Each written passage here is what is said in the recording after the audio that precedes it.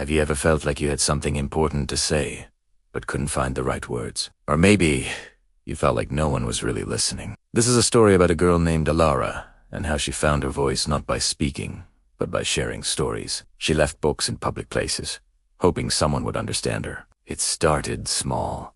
A worn copy of The Little Prince tucked onto a park bench, with a small, handwritten note inside the front cover. I hope this finds you when you need it.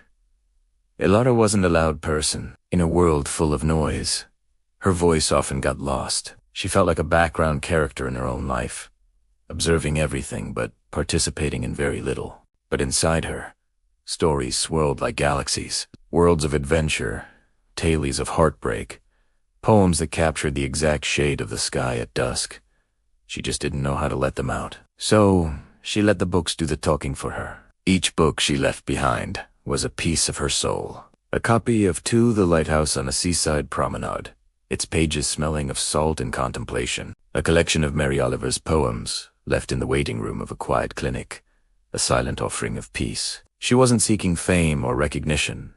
In fact, she was terrified of it. All she wanted was to know she wasn't alone in the way she saw the world. She imagined someone finding a book, opening it, and feeling that jolt of connection, that feeling of being seen. That, she thought, would be enough. Her little project became her ritual. She'd spend her weekends scouring secondhand bookshops, searching for the perfect copies. Books with character, with slightly creased spines, and the faint smell of a previous reader. She'd carefully choose a location, a place that resonated with the book's spirit.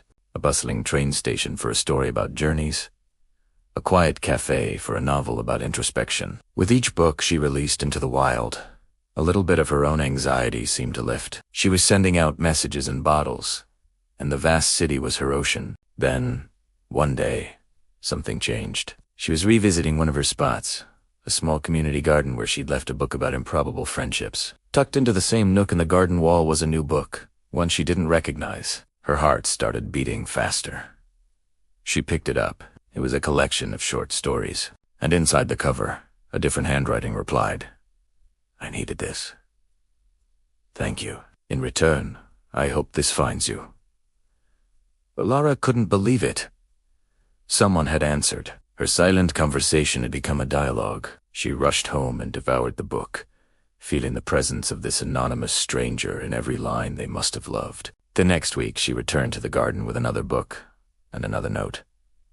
Your story made me feel less alone. Have you read this one? Soon, the single exchange blossomed into a citywide phenomenon. People started talking about the book fairy or the phantom librarian. Online forums buzzed with sightings of the books and their mysterious notes. But what was truly magical was that others joined in.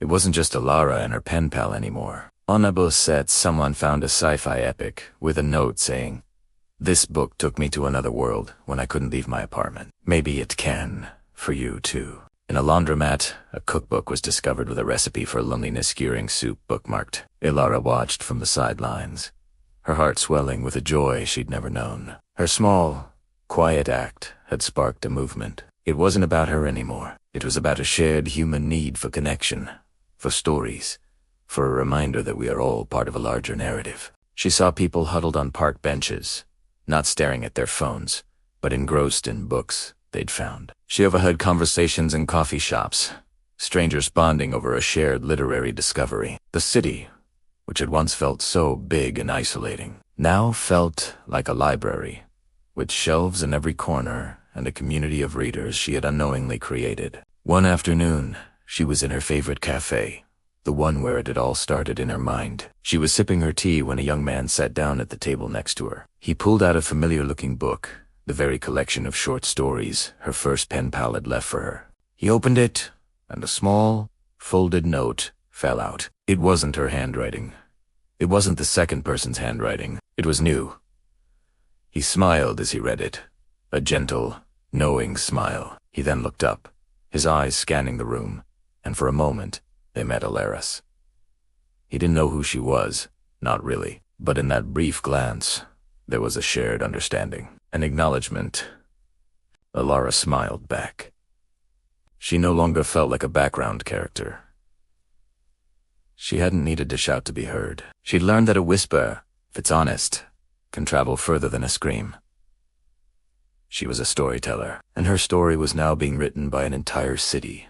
One book, one connection at a time. She had left books hoping someone would understand her, but in the end, she had helped an entire city understand each other. The project, which she lovingly called the Traveling Library, continues to this day. It's a beautiful reminder that you never know how a small act of kindness, a shared story, can change the world around you. Maybe you'll find one of these books one day, and if you do, I hope you'll read it and then pass it on, because every story is looking for its next reader. Thanks so much for watching and sharing this story with me. If you enjoyed it, please consider liking this video and subscribing for more stories that explored the quiet magic in our everyday lives. See you next time.